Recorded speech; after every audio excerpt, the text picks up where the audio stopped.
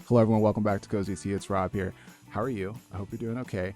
I'm excited to share with you today this jammin' Christmas bird animation I made with Procreate Dreams. Sit back, get cozy, and let's get started.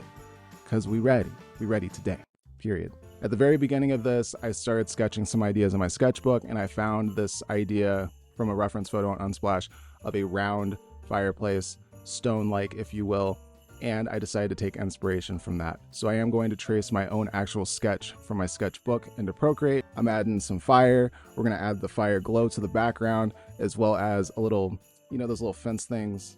They have those little fence things in front of the fireplace so your kids don't like just walk into it or something. So I added that for the safety. I will be animating some highlights on the inner side of those stone bricks when the fire is actually going, and we're gonna just add a bunch of elements around this and bring it together. But that's the sketch part. It's real simple, real straightforward. I'm done talking about it. Now we're starting the animation part. Originally it was just gonna be a fireplace, but of course my imagination got out of hand and we're gonna go a bunch of different places today. I wanted a flame that just kind of went straight up into the air. Since we're inside of a fireplace, the fire is gonna be kind of static. It's just gonna go up because heat rises. I believe I did 6 frames of this. This is a 12 frames per second animation. For the coloring of the flames, what I did was I copied the frame that I had originally, and then I just changed the color. Once I changed that color, I would resize it a little bit smaller to fit it into the flame that it was already in, so we have an exact match for the flames within the flames. So for whatever reason, I guess I'm funny, I decided to have the cushion just randomly flop into the screen. I just wanted it to show up. So I am doing frame by frame of this cushion unfolding, and then I'm going to record that playing and then just drag it into the canvas so that those frames play while I move it in using that record button. Very handy for that kind of thing.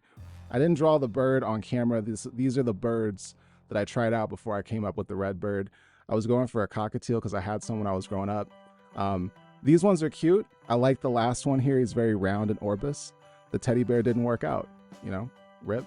All right, so now we got the bird. He's red, and I'm just doing these frame by frame animations of him living his best life. So at first I just did the wings. I had created the up flap and the down flap. Those were 2 frames. I duplicated that a bunch of times, grouped it together, so when you played it, it looked like it was flapping its wings. I hit the record button and then I dragged it onto the screen so you could see it flying into the canvas and then landing on the cushion ever so gently to be a cozy little boy. It all worked together. It's cohesive. You know, we like that cohesion here at Kozzie T. I think the cushion and the bird work out because you got the green, you got the red, so that's good Christmas colors that complement each other. I did want the bird jamming out in this video, so I had to kind of think about what I wanted. I wanted to go for a vintage vibe, but we are dealing with a future where a bird can be a homeowner, but they still use record players and vinyl because vinyl's coming back. And you know, Alfred Hitchcock, he did the birds, you know? I mean, we got to look out. This record player took way more time than I thought it would. I didn't think like drawing it, but like I did draw it clearly. But boy, that was a process. I think towards the end here, when I add that shading and that dark contrast where the darker part of the record player is due to where it's placed by the fire, it adds a nice contrast and it just looks really clean to me. I like it. But I wanted to add that shadow because when I added it originally without it, it kind of looked like clip art, copied and pasted into my animation. A part of this record player is obviously going to be moving because we're going to be playing music with it.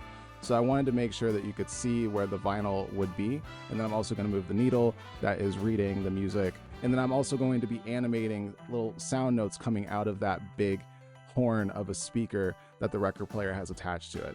And I make them like little bubbles. I'm going to show you that here shortly. To get the needle for the record player to move, I made it its own separate track. And all I had to do was I used the move and scale tool to select the whole thing. If you click on the outside of one of those corners, you get this little curved white line. And from there, you can actually click on that and then you can drag it that way so it moves at a diagonal direction.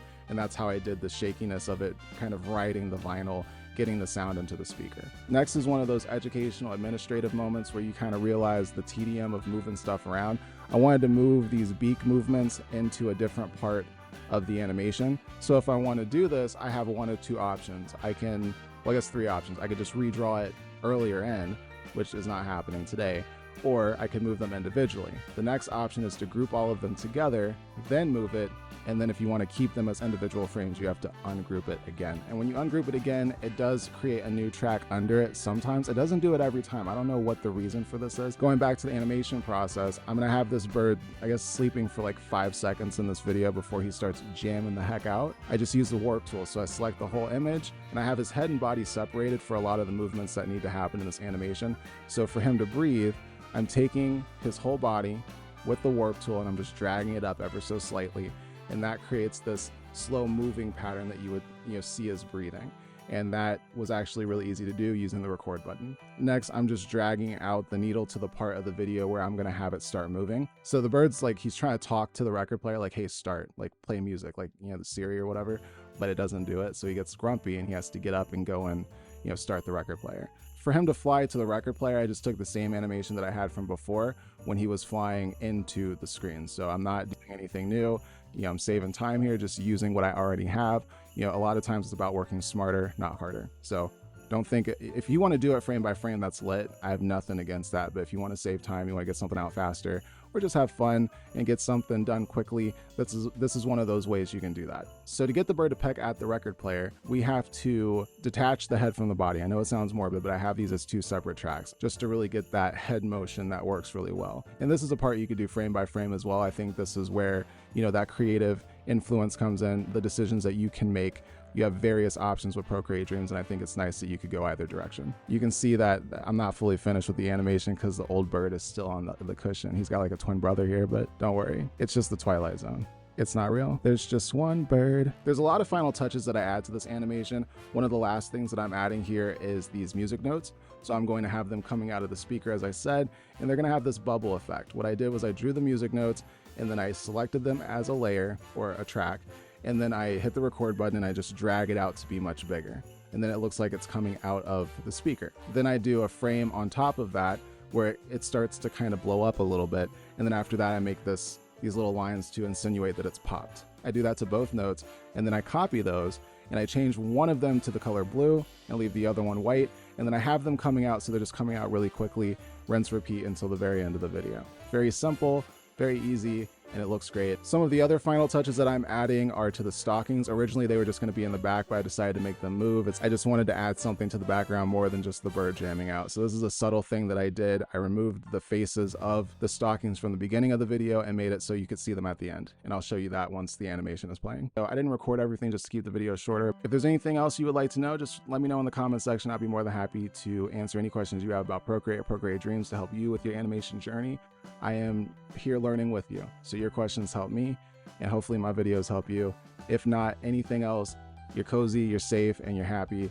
All right, hold on. Before you leave, hold on real quick. I'm gonna play the animation twice so you can get a real good look at it if you would like to. And I'm super excited to share this with you, so thank you so much for watching. Like the video, it gets my video out there. I appreciate you, and I appreciate your time. Thank you. And I will see you guys next time. Stay cozy. Peace.